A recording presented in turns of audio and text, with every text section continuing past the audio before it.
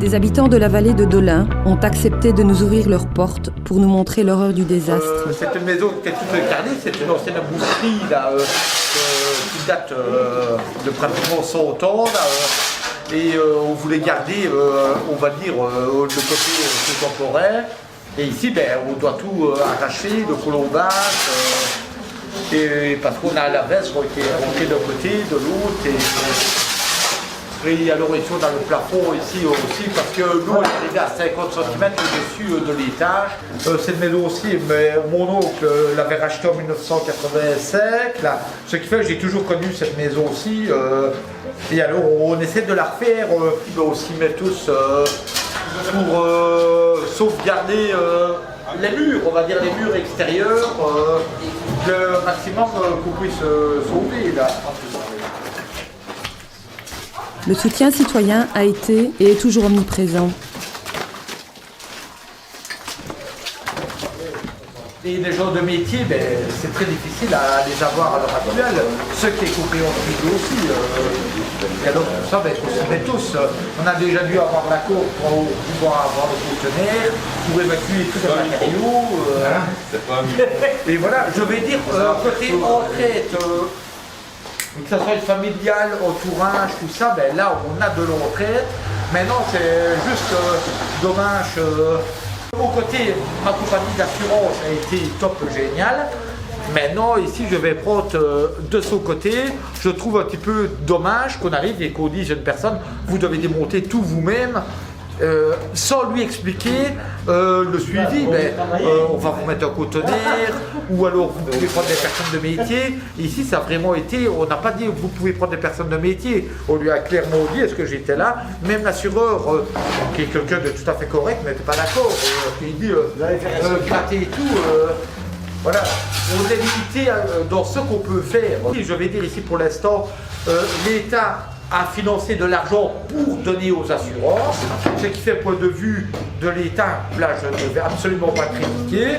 Maintenant, comme je dis, où je trouve que c'est dommage, c'est qu'il y a des compagnies d'assurance qui sont réactifs, qui sont là pour aider les gens, et comme ça a été le cas chez moi, et ici chez mon oncle, ici quand l'expert est venu, tout ça, j'ai été très déçu.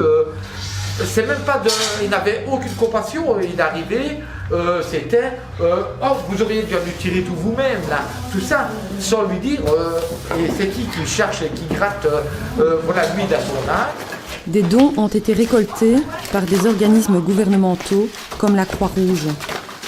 La seule chose qu'ici on a vu de la Croix-Rouge, c'est qu'ils sont passés à 3 personnes pour voir la situation.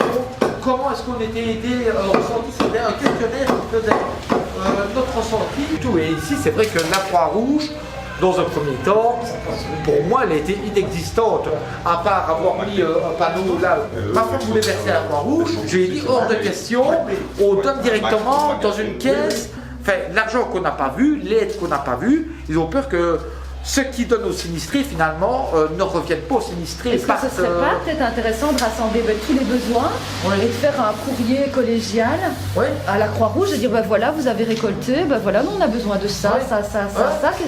Comment vous pouvez réagir par rapport à ça, quoi? Là, on va dire c'est compliqué parce que, comme, voilà, on sait bien que l'armée, on va dire l'armée, la protection civile, les pompiers eux ils étaient là directement, ce qui fait c'était logique.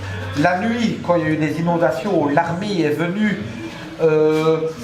a fait leur possible pour sauver tout ce qui était jaune et tout ça, mais dans les jours qu'on suivit, on a eu énormément d'aide pour bouger tout ça, que ce soit de l'armée, de la protection civile, que ça soit scout, garçon, fille, que ça soit néerlandophone, francophone, sur ça, on a eu énormément d'aide.